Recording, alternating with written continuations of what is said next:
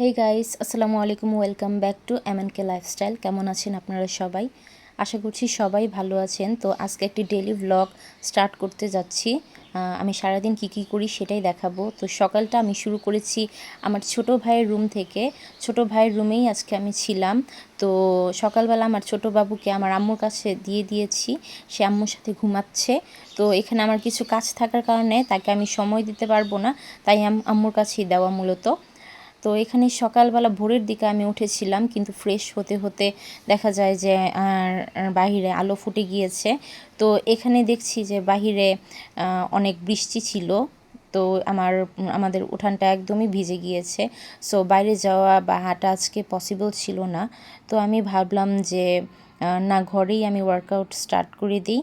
তো তাই আমি আমার ইয়োগা ম্যাট যেটা, ওটাকে ঘাড়ে ধরে নিয়ে আসছি। তো সবাই জানেন যে আমার ইয়োগা ম্যাটের এই অংশটুকু ইঁদুর খেয়ে ফেলেছে। সো এটা নিয়ে কেউ হাসাহাসি করবেন না প্লিজ। তো আমি এখানে আমাদের যে বারান্দাটা আছে সেখানে আমার এক্সারসাইজ করা স্টার্ট করে দিব যতটুকু পারি। তো এক্সারসাইজ আমার করা শুরু করব। আমি এখানে পানিও নিয়ে নিয়েছি এক গ্লাস। দেখা যায় যে এক্সারসাইজ করার মাঝখানে অনেক সময় পানি পিপাসা পায় আমার, তাই আমি এক গ্লাস পানি রাখি শুধুমাত্র গলাটা ভিজানোর জন্য। একদম ফুল আমি পানি খাই না। তো এখানে আমার ইয়োগা ম্যাটটি আমি এক হাত দিয়ে, খুব দুষ্কর হয়ে যাচ্ছিল যদিও, তাও আমি কোনো মতে বিছিয়ে নিয়েছি। তো এখন আমি আমার এক্সারসাইজ স্টার্ট করব। তো এক্সারসাইজ স্টার্ট করতে করতে দেখেন বারান্দায় বাহিরের আলো খুব ভালোই চলে আসছে। আমারও এক্সারসাইজ শেষ। তো এই ইয়োগা ম্যাটটা ফোল্ড করতে তো আরও বেশি ঝামেলা লাগে। কার কার এরকম সমস্যা হয়, যাদের বাসায় ইয়োগা ম্যাট আছে তারা বলবেন অবশ্যই। আমার তো এটা রাখতে বা ভাঁজ করতে খুবই অসুবিধা হয়। তারপর আমি আমার এখানে ইয়োগা ম্যাটটি কোনো রকমে ভাঁজ করে নিলাম। যদিও একটু পর দেখা যাবে এটা ছেড়ে দিলে ওই আগের মতোই হয়ে যাবে। তো এরপর আমি আমার ভাইয়ের রুমটায় চলে আসছি, রুমের বিছানাটা গোছাতে। তো এটা হচ্ছে আমার ভাইয়ের ছোট রুম। তো আগে দেখা যেত আমি এই রুমেই থাকতাম। তো আমার বেবি হওয়ার পর আর এই রুমে আমি থাকি না। এই রুমে আমার রুমটা ছোট হওয়াতে এখানে দেখা যায় আমার বেবি রাত্রেবেলা এখানে থাকতে পারে না, যেহেতু তার একটু জায়গা লাগে বেশি। ছোটো বাবু নাড়াচাড়া করে বেশি, এর জন্য আমি তাকে আমার মাঝের রুমে, আমাদের মাঝের রুম যেটাতে ছিল, যেটাতে আমার ভাই থাকতো, সেটাতে ট্রান্সফার করে নিয়ে গেছি। তো আমার ছোট বেবি যখন হয়েছিল তখন ছিল পুরোপুরি শীতকাল, আর এই রুমটাতে ঠান্ডাটা বেশি পড়ে। যেহেতু মাথার উপরে টিনের ছাদ, তাই স্বাভাবিকভাবেই দেখা যায় ঠান্ডাটা বেশি পড়ে। সেজন্য আমাদের মাঝখানের রুমে চলে যাওয়া। তো আমার ছোট ভাই কাঁথা টাথা, ছোটো ভাইয়ের কাঁথা গুছাচ্ছিলাম। এই গরম এসে যে কীভাবে এই কাঁথা নিয়ে থাকে আল্লাহই জানে। তো আমার বিছানা গুছানো মোটামুটি ডান। আর এখান থেকে এই যে বাইরের ভিউ, আমার ছোট ভাইয়ের খাটের পাশে একটা মানে 4 পাটের জানালা আছে।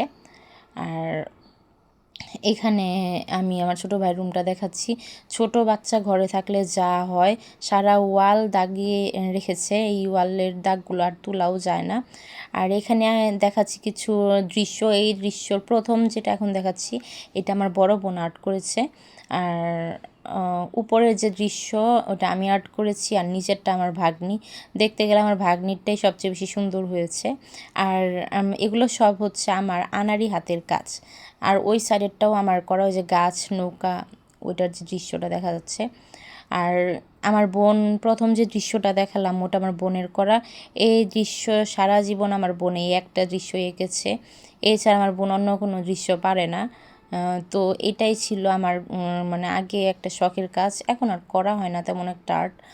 তো এই যে আমি এখানে পানি দেখা যাচ্ছে, গরম পানি আমি নিয়ে আসছি গরম পানি খাওয়ার জন্য। তো এই গরম পানি এখন নেওয়া শেষ, খাওয়াও শেষ। আর এখানে আমি নিয়ে আসছি সেই আমার বিখ্যাত হলুদের পানি।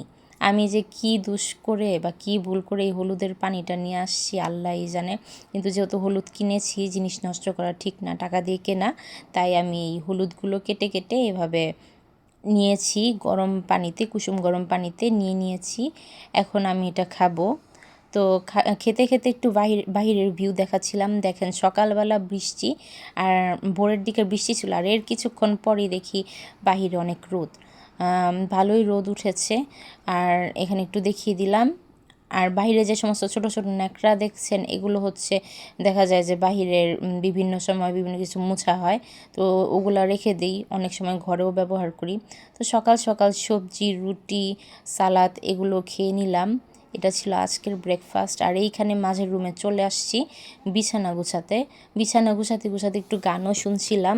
আর এটা আমার প্রিয় গান, এটা বর্তমানে ট্রেন্ডিংয়ে অনেক চলছে, উনাকুল নানে। এটা দেখি প্রায় সবাই এই গানটা শুনে। তো এই গানও শুনছিলাম, আবার কাজও করছিলাম। তো এটা হচ্ছে আমি যে রুমে বর্তমানে থাকি তার পাশের টেবিল। এই টেবিলটা একটু মুছে নিচ্ছি। এখন আপনাদের কাছে মনে হতেই পারে এই টেবিলটা পড়ার টেবিল, কিন্তু একদম কেন খালি। এটারও একটা কারণ আছে। আমার বাচ্চার যে যে দুধের কৌটোগুলো, ওটসের কৌটো, তারপর ওয়েট টিস্যু, এগুলো সব কিছু আমি এখানে রাখি। আর এছাড়া অন্যান্য বাড়তি কিছু তেমন দেখা যায় রাখা হয় না। এখন বলতে পারেন কেন রাখা হয় না, কারণ একটাই, আমার বাচ্চার বিছানার আমার বাচ্চা যে রুমে থাকে এই রুমের পাশে বিছানার এখানেই হচ্ছে এই টেবিলটা। এখন আমার বাচ্চা দেখা যায় যে বিছানা থেকে টেবিলের উপর উঠে দাঁড়িয়ে থাকে, যার কারণে দেখা যায় যে এখানে আমি কোনো জিনিস রাখলেই বা বই টই রাখলে সে টেনে বা ছিঁড়ে ফেলে বা ফেলে দেয়, গুছায় রাখতে পারি না। তো এখানে আমি, যার কারণে দেখা যায় যে কোনো প্রকার বই টই আপাতত রাখছি না, কিন্তু একসময় এখানে বই। তো আমি এখন এখানে কাপড় ধুতে দিয়েছি। আমার ছোট বাচ্চার কিছু কাপড় ছিল, আর আমারও ছিল। এরপর আমি এই যে এই হ্যাঙ্গারটা দেখিয়ে দিচ্ছি, এই হ্যাঙ্গারে একমাত্র ক্লিপ আমিই রাখি। আমি ছাড়া আর কেউ এখানে কোনো ক্লিপ রাখে না, এটা শুধু শুধুই বানানো। তো এখানে আমার টেবিলটা আরেকবার দেখিয়ে দিচ্ছি। এই দেখুন, আমার টেবিলের নিচের পার্টে কিছু বই আছে, আর উপরে কোনো বই রাখতে পারি না। আমার ছোট বাচ্চা সব ফেলে দেয়, হয় ছিঁড়ে ফেলে, নয়তো ওই দেখা যায় যে এই খাটের একটু চিপা আছে পিছন দিয়ে, ওই দিক দিয়ে ফেলে দেয়।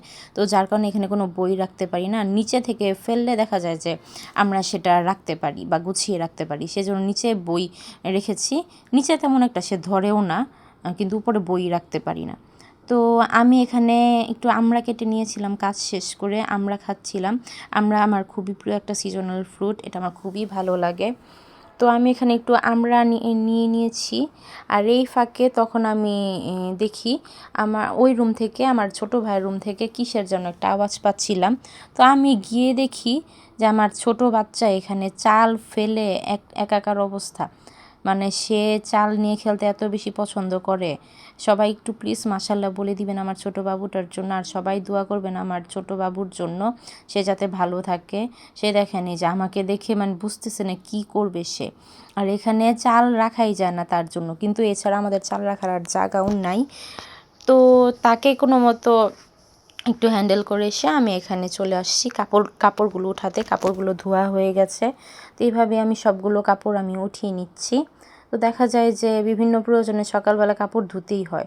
তো কাপড় নেড়ে গোসল করে আমি এখানে চলে আসছি। শাওয়ারটা নিয়ে আমি এখানে দুপুরবেলা অ্যালোভেরা জেল ইউজ করি, একটা সানস্ক্রিন ইউজ করি, আর ইউজ করি হচ্ছে এই তিব্বত পমেরটা। এটা হচ্ছে আমাদের মানে সবারই প্রিয় কম বেশি, আর এটা কারা কারা ব্যবহার করেছেন তারা সবাই বলবেন। তো দুপুরবেলা আমি আমার লাঞ্চটা শেষ করে নিলাম। আর রাত্রেবেলা ছিল এখানে পরোটা আর আলু ভাজি। ছোট ভাই আলু ভাজি খেতে চাচ্ছিল, তো তার থেকে আমিও নিয়ে নিলাম। সো সবাই ভালো থাকবেন, আমার জন্য দোয়া করবেন। আসসালামু আলাইকুম।